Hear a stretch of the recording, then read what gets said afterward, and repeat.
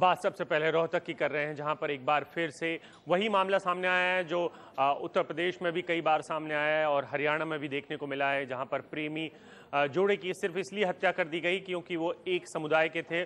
और इसके बाद अब इस पूरे मामले में पुलिस ने एक्शन लिया है।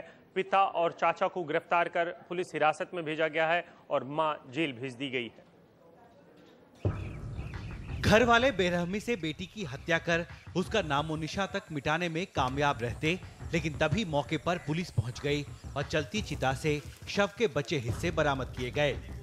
रोहतक के गरनावठी गांव में हुए इस दोहरे हत्याकांड में लड़की के परिवार पर आरोप है कि पहले उन्होंने बेटी के प्रेमी की गला काटकर हत्या की और शव को लड़के के घर के सामने फेंक दिया। फिर झूठी शान के नाम पर बेरहमी से पीट कर बेटी की भी हत्या कर दी।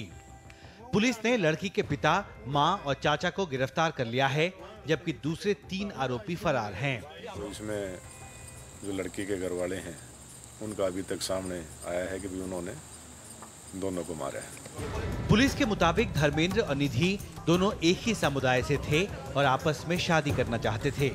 बीते मंगलवार को वो घर से भाग निकले, लेकिन घर वाले उन्हें दिल्ली से किसी तरह बहला फुसलाकर वापस घर लाने में कामयाब रहे। वहाँ ये जो ऑनर किलिंग के मामले हो रहे हैं, इनमें जो मार रहे हैं उनकी गिरफ्तारियां होनी चाहिए और उनको एक मर्डर की तरह की मर्डर किया इन्होंने, उसी तरह की सजा होनी चाहिए, क्योंकि वहाँ ऐसा नहीं है, इसलिए ये केसेस आए दिन होते हैं और लोगों के हौसले बुलंद हो रहे हैं। लड़की वालों के अलावा पुलिस अब इस बात की भी तस्दीक करने में जुटी है कि कहीं इस दिल दहला देने वाली घटना के पीछे लड़के के घर वालों की भी रजामंदी तो नहीं थी। धर्मेंद्र निधि की हत्या ने 6 साल पुराने मनोज बबली केस की याद ताजा कर दी है, जिन्हें घर वालों ने ठीक ऐसे ही झूठी शान के लिए कत्ल कर दिया था। स्वयंसेवी संस्थाओं का मानना है कि परिवारों पर खाप पंचायतों का दबाव रहता है। हुक्का पानी बंद होने के डर से माँ बाप अपनी ही औलाद की जान के दुश्मन बन जाते हैं। इसलिए ऐसी घटनाओं को रोकने के लिए खाप पंचायतों पर लगाम लगाना बेहद जरूरी है। रोहतक से सुरेंद्र सिंह और चंडीगढ़ से कैमरा पर्सन अश्विनी बेहरा के साथ आनंद पटेल, एनडीटीवी इंडिया। आप समझ सकते हैं जब ऐसी घटनाएं होती हैं तो एक तरफ खाप पंचायत खड़ी हो जाती है जो एक तरीके से इन तमाम चीज़ों के खिलाफ है। वो कहती है कि एक समुदाय में शादी नहीं होनी चाहिए, एक गोत्र में शादी नहीं होनी चाहिए। जो गांव के कानून हैं वो एक तरीके से तालिबानी शक्ल ले लेते हैं और इन तमाम घटनाओं को इसलिए भी बहुत ज़्यादा बल मिलता है क्योंकि कहीं ना कहीं समुदाय और जो गांव होता है वो ऐसे जो भी काम करते हैं उनको हीरो की नज़र से दिखता है, चाहे वो पिता हो, चाहे वो चाचा हो, चाहे लड़की के परिवार वाले हों, चाहे लड़के के परिवार वाले हों। उन्हें इस बात में कहीं ना कहीं ये लगता है कि जो भी काम किया गया है वो परिवार की इज्जत के लिए किया गया है और इस बात से कभी इनकार नहीं किया जा सकता कि इस शान के चक्कर में बहुत कुछ वो तबाह खुद का करते हैं।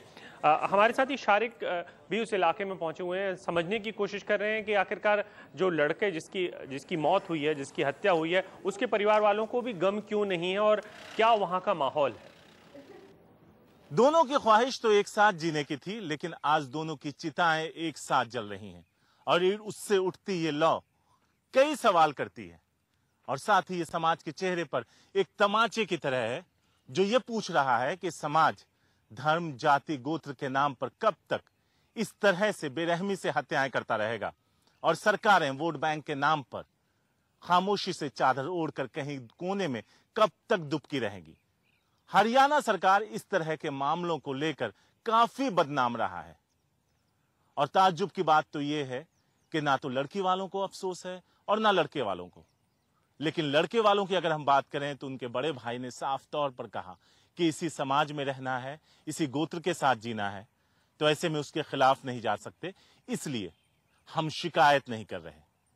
साथ ही कहा कि अपनों के जाने का गम किसे नहीं होता।